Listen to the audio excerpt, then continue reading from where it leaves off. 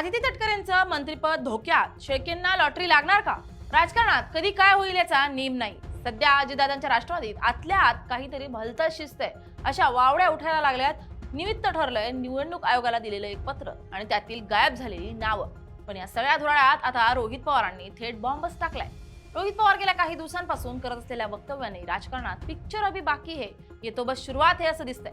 रोहित पवार यांनी दावा केलाय की आदिती तटकरेंचं मंत्रिपद जाणार आणि मावळचे आमदार सुनील शेळकेंची लॉटरी लागणार. आता या दाव्यात किती हवा आहे आणि किती तथ्य, काय आहे हे मंत्रिपदाचं गणित? खरंच आदिती तटकरे यांचं मंत्रिपद जाणार का आणि कुणाची वर्णी लागणार? पाहूया त्या व्हिडिओच्या माध्यमातून. नमस्कार, मी स्नेहल चौधरी. आपण पाहत आहात LS मराठी.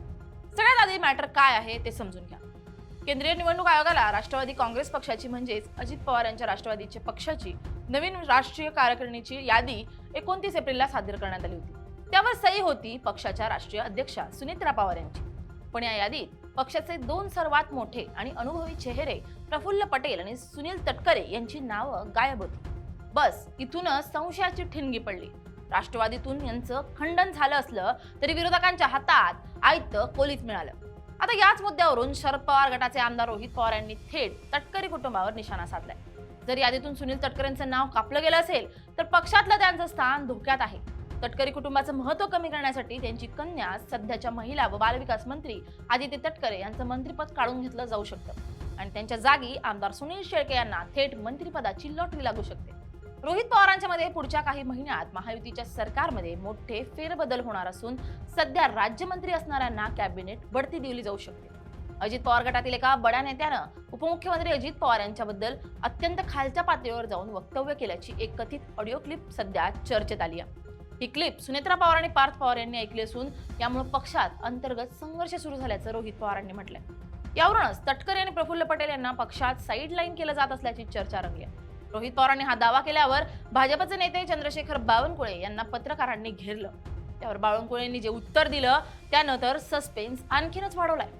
बावनकुळे म्हणाले, मंत्रिपद बदलण्याचा अधिकार मुख्यमंत्री देवेंद्र फडणवीस यांना आहे आणि राष्ट्रवादीत कोणाला मंत्रिपद द्यायचं हा निर्णय घेण्याचा अधिकार सुनेत्रा पवारांना आहे, असं भाजपच्या चंद्रशेखर बावनकुळे यांनी सांगितलं. याचाच अर्थ महायुतीत मंत्रिपद मुख्यमंत्री देवेंद्र फडणवीस यांच्या आदेशानं बदललं जाऊ शकतं. त्यामुळे राष्ट्रवादीने जरी मंत्रिपद बदलण्याचा विचार केला असला तरी अंतिम निर्णय हा भाजपच्याच हातात, म्हणजे देवा भाऊ जे म्हणतील तेच होईल असं थोडक्यात म्हणता येईल. तटकरे यांचं नाव वगळलं असलं तरी ती केवळ एक टायपिंग मिस्टेक होती असा डोंबारा पिटवला जातोय. मात्र पडद्यामागे काय शिजतंय आणि राजकारणात टायपिंग मिस्टेक सुद्धा किती महागात पडू शकते हे या वादावरून दिसतंय. आदिती तटकरे या महाराष्ट्र राज्याच्या महिला व बालविकास मंत्री म्हणून कार्यरत आहेत.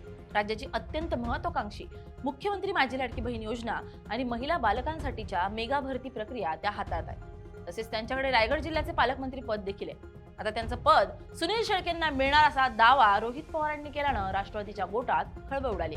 मात्र सुनीलांना शेळके यांनी रोहित पवारांना आमच्या पक्षाचे प्रवक्ता व्हावं असं म्हणत दावा फेटाळलाय. विषय असा आहे की राष्ट्रवादीच्या राष्ट्रीय कार्यकारिणीतून तटकरेंना वगळलं. आता पक्षात तटकरी कुटुंबाला पूर्णपणे डावलण्यासाठी आदिती तटकरे यांचं मंत्रिपदही काढून घेतलं जाऊ शकतं का?